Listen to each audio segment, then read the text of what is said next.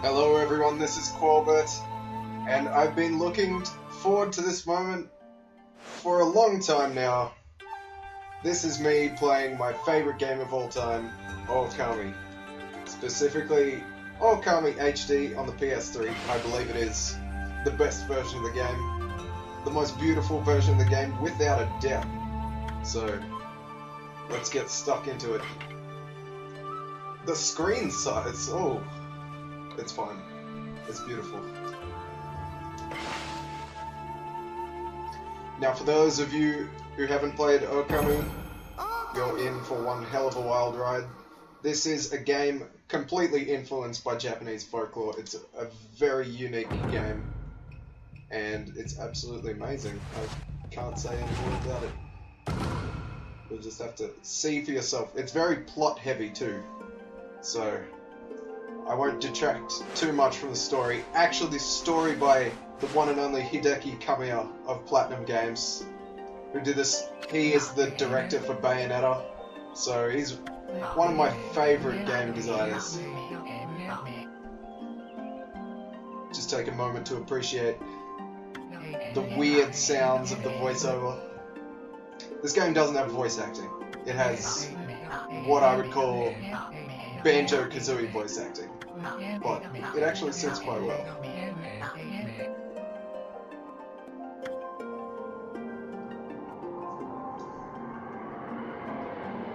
Just take in the story for a bit. I think Ōkami is a game that everyone should play at some point. There is the main villain of the game, Orochi, the eight-headed dragon.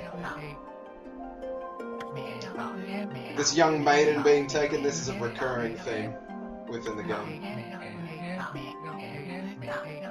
And I hope I get to the point where I get to fight Orochi, because it's a damn good boss fight.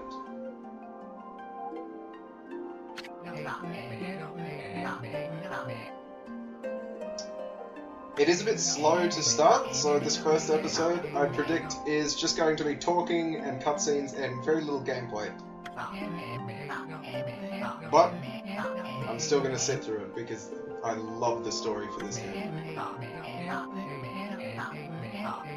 Now this wolf, of course, you play as a wolf, but you don't play as Shiranui, you play as Amaterasu, which I believe is a reincarnation almost of this wolf.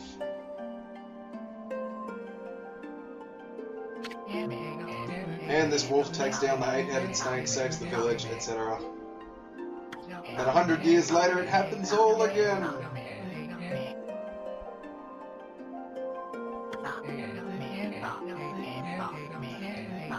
Oh, Nagi. Nagi is actually a good character. But you'll see his relative in this game is a bit hopeless. I would compare him to, what's his name? Mr. Satan from Dragon Ball Z. I forget his other name, but I always refer to him as Mr. Satan.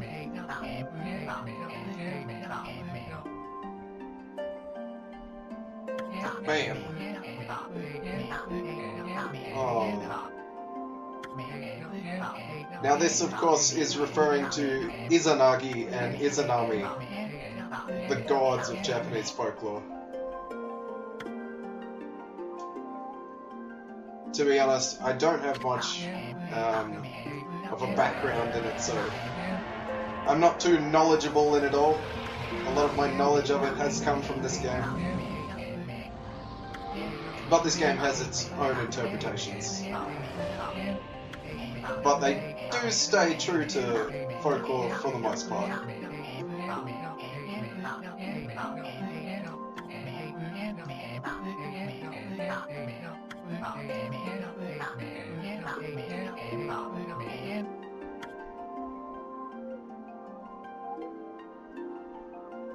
What a badass.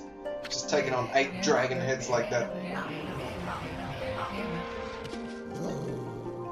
Oh, look at those 2 left out.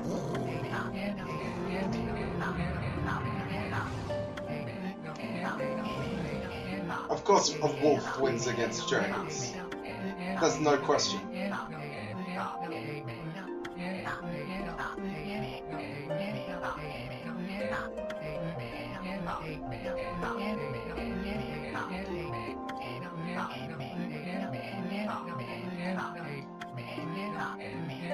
The mighty white wolf.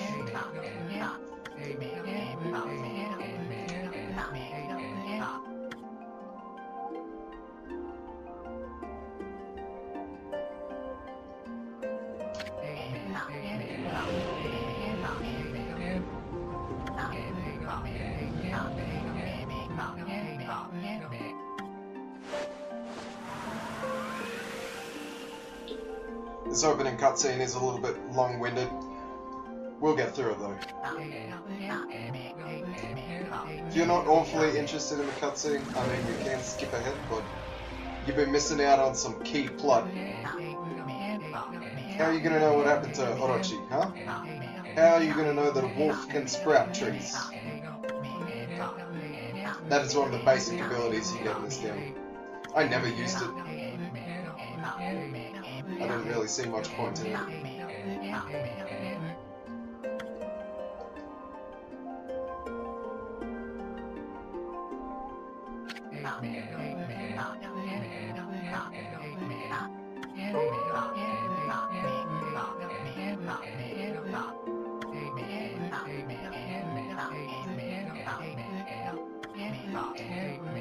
Yes, of course the wolf wins.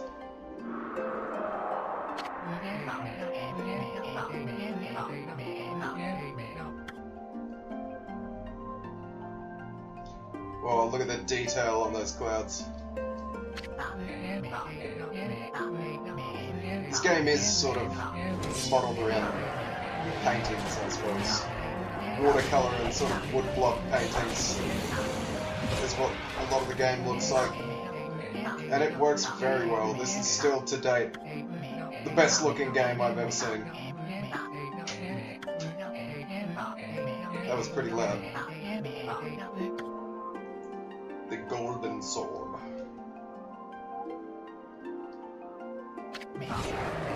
Oh, that's a bit morbid. Poor Orochi.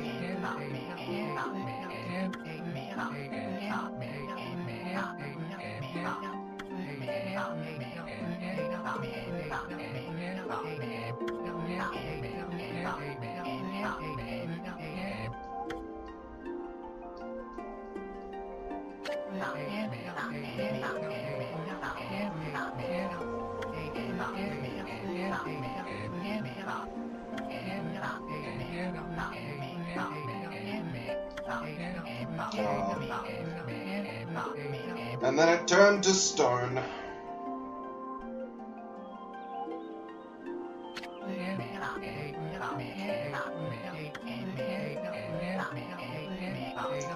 Don't worry though, he'll be back.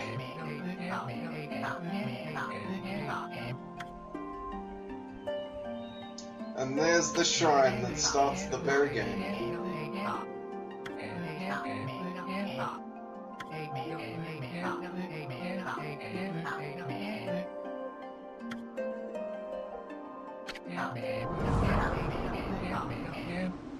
I'm pretty sure you actually get Tsukuyomi as a weapon later on. There's 3 variations of weapons in the game. You can get reflectors, beads, and glaives. My personal favourite were the glaives because they deal the most damage. You don't get one for quite a while into the game though, so we won't see that for a few hours. Here we are at the Moon Cave. There it is, Tsukuyomi.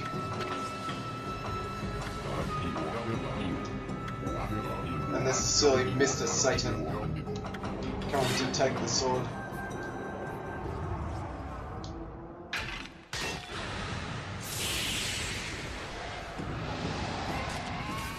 And of course he unleashes Orochi and a curse. And basically we have to fix it.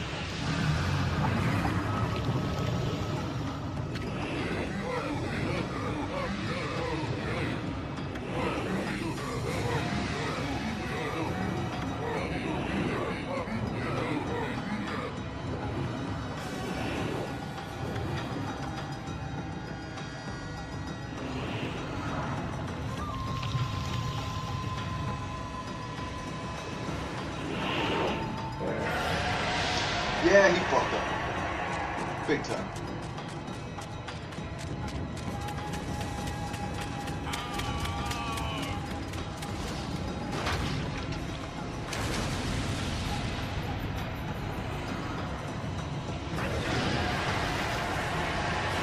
Damn you, Mr. Satan.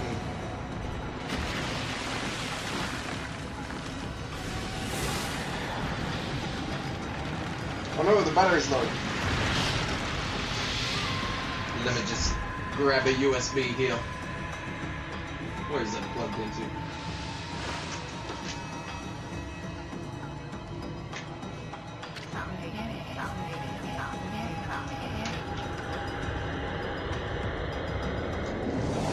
There we go.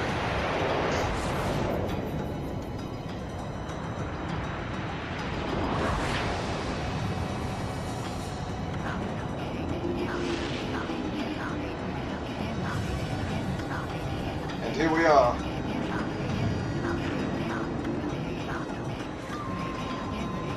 What's up the game?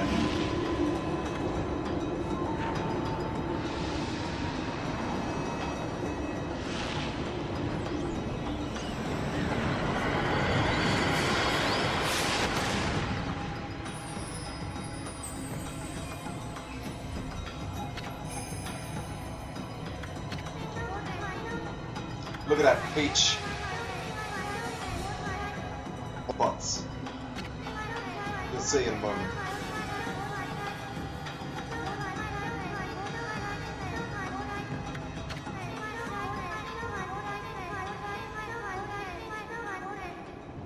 Unless bots in this version again. I played the original on the PS2 and on the Wii, and I played this once or twice. But it hasn't been a while. Well, it has been a while.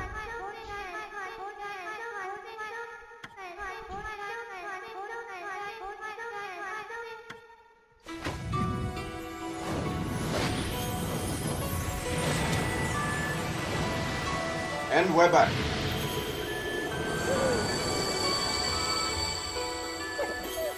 Or rather, Amaterasu's back.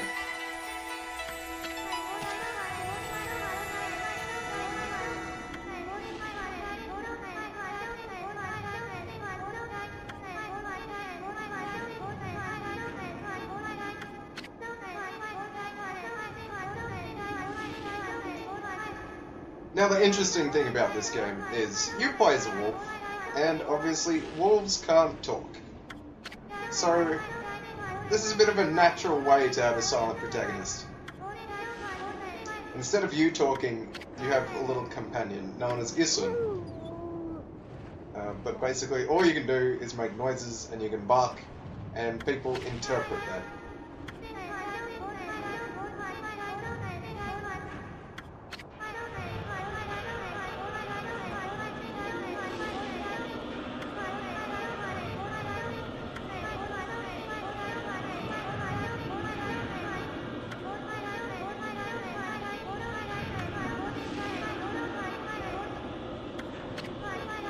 Yeah, it looks pretty horrible.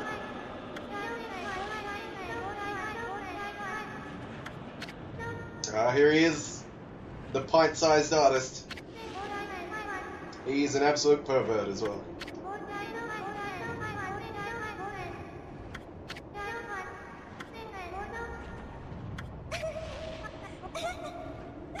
Get out of there.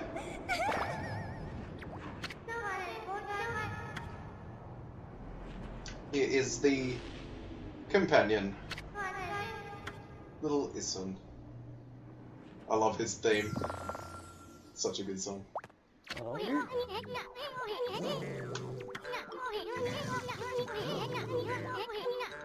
Says you.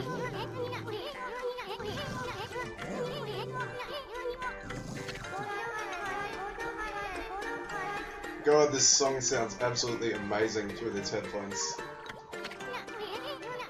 Maybe you should wear headphones. Get a bit better audio. I don't know what the quality of this is like. This is the first time I've recorded separate audio as I'm using this capture device that I only got yesterday. Oh, Isun, you're so full of yourself. I love you though. Look at that. Looks spot on. That is Sakuya.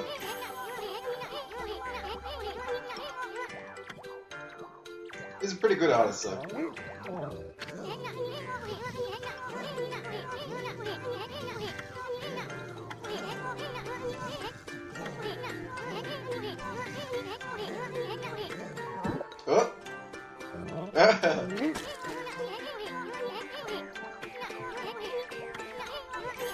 Yeah, look how handsome he is. Look at that green body bouncing around.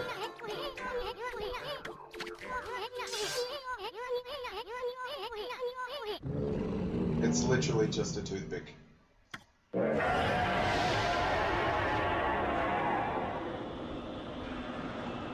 Oh no. Orochi's pissed.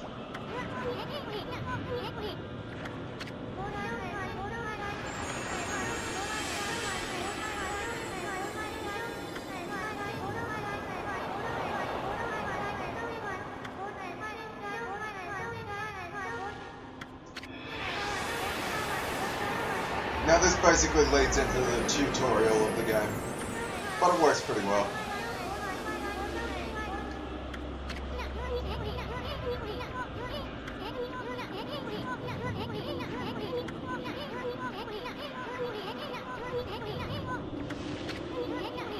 And we have to head inside this tree.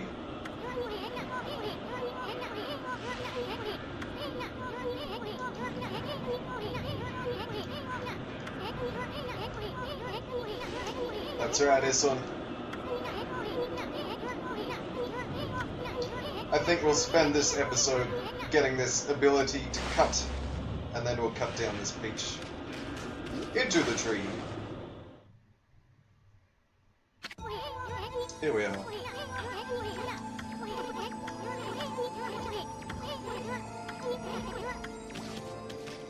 Oh no, the camera's weird. I might have to fix this. Yes, that's how you save. You look into a mirror and it records your soul. There we go. Let's put a save down.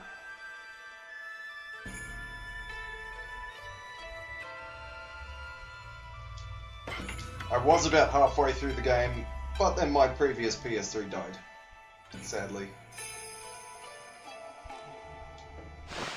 17 minutes of cutscenes. It's a fair while. Let's see if I can change the controls. Not entirely sure if I can. There we go. I think that should be right. I'm used to the fact that if you turn your stick to the right, the camera also turns to the right. There we go. That's what I want.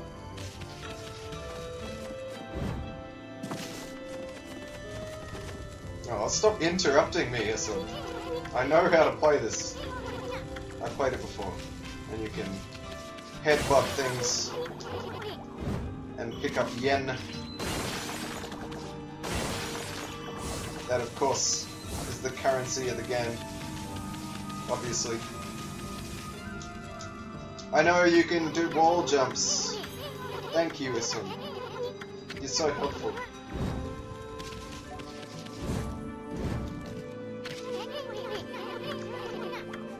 Let's just go ahead and headbutt this chest. The holy bone.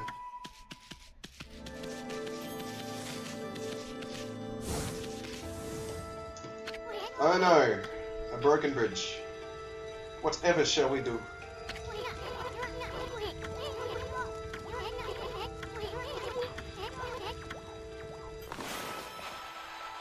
Now this is the main mechanic of the game. You have a celestial paintbrush that can draw into real life.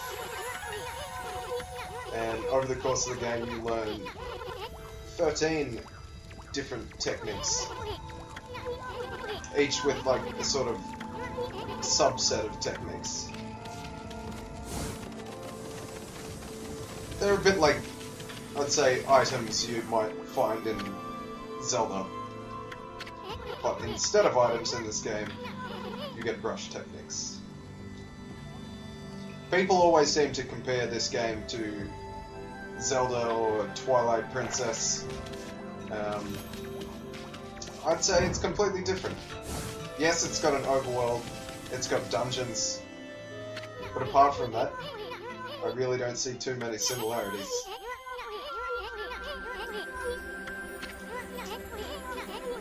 Now we've got to dot these things. Or rather, we just have to dot the final star. I'm gonna have to get used to analog controls.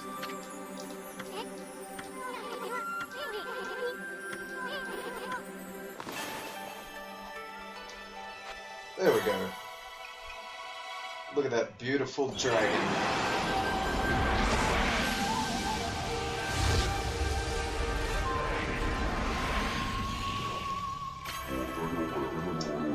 Here it is, our first technique.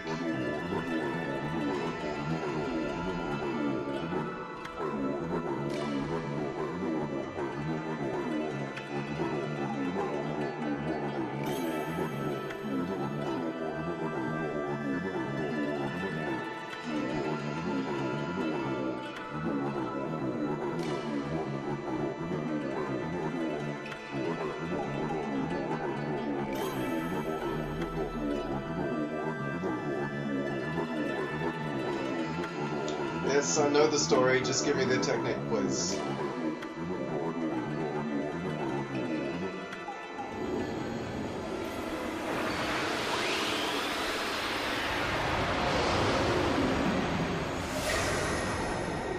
Look at that dog face.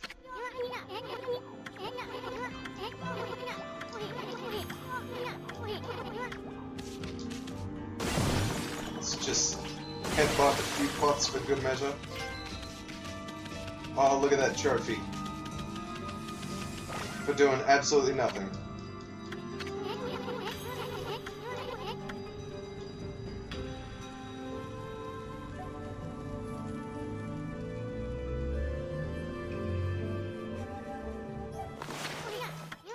Yeah. There we go.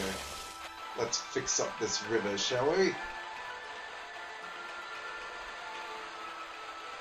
Look at all this beautiful painting I'm doing.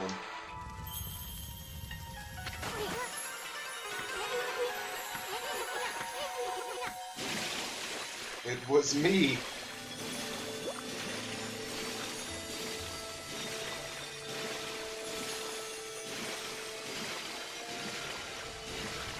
Yes, a headbuttable chest.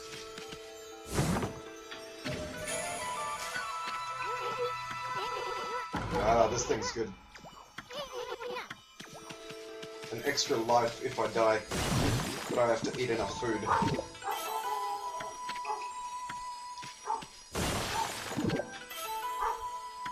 Oh, my dog is barking. In real life. Maybe he wants to play Ōkami.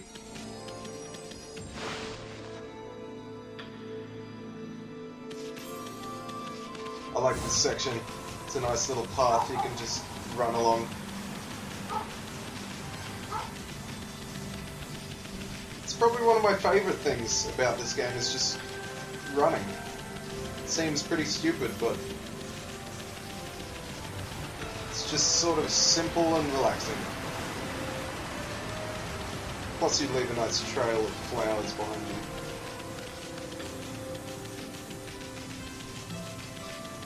Here we are.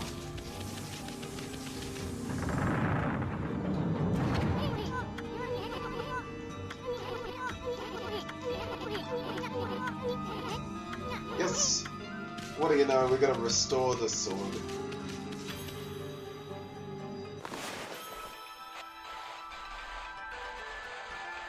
That should do it. Good paint job.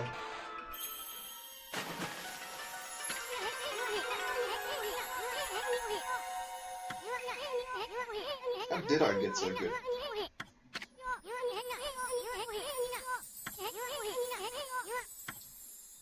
What does that look like? Of course that looks like a mouse. Look at that mouse. Spot on. A mouse with a giant sword, no less.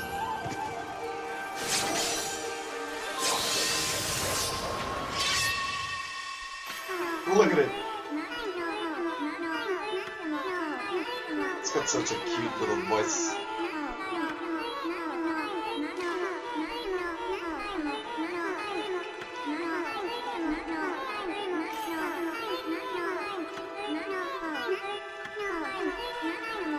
Just give me the slash technique, please.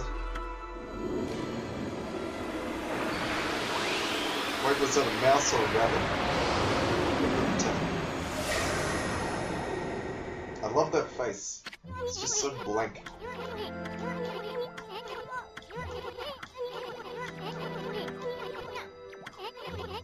How to slash a rock. Step 1. Slash the rock.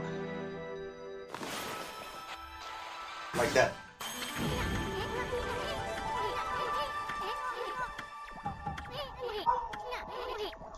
Oh, my dog is woofing again. He sure does like woofing. Almost as much as Amy.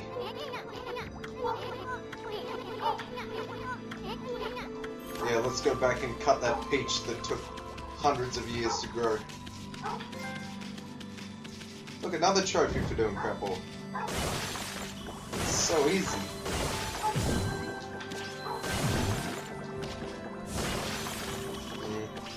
I won't bother too much with smashing all the pots. It's not really necessary.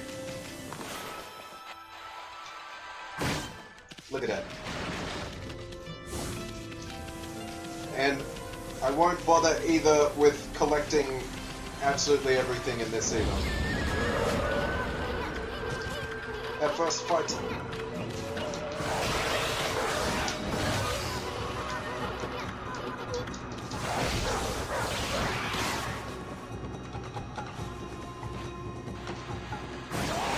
one down. 2 down.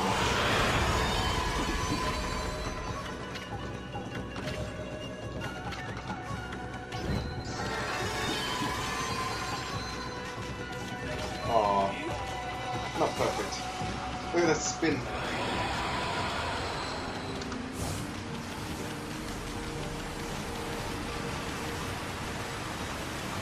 Let's get back to the peach tree. Make our way there.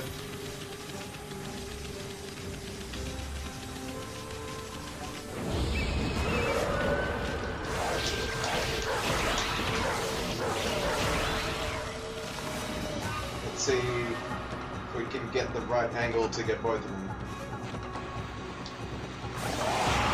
Perfect.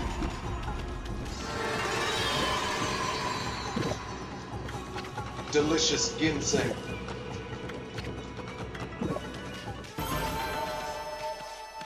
Do the spin. The Amy spin.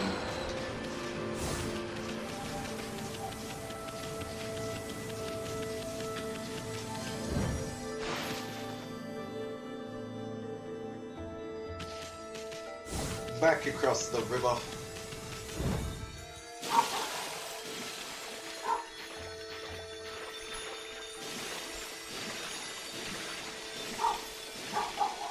God, he is still whooping. I would yell at him to shut up, but I'll do it after I stop recording.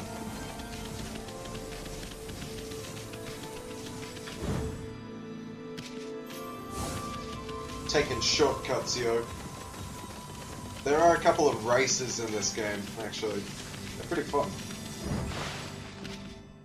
One of them towards the end of the game is actually a bit tedious. Now, let's cut down this peach. These are my favourite sequences in the game, the restoration sequences. They just look so damn beautiful. As everything comes back to life.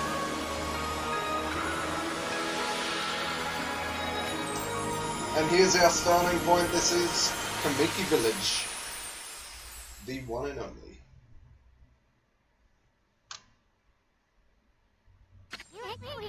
Oh, everything's so green. It is very green. You sneaky bugger. Okay, I'm gonna leave it there. We'll start up our Kamiki Village adventure next time. Thanks for watching.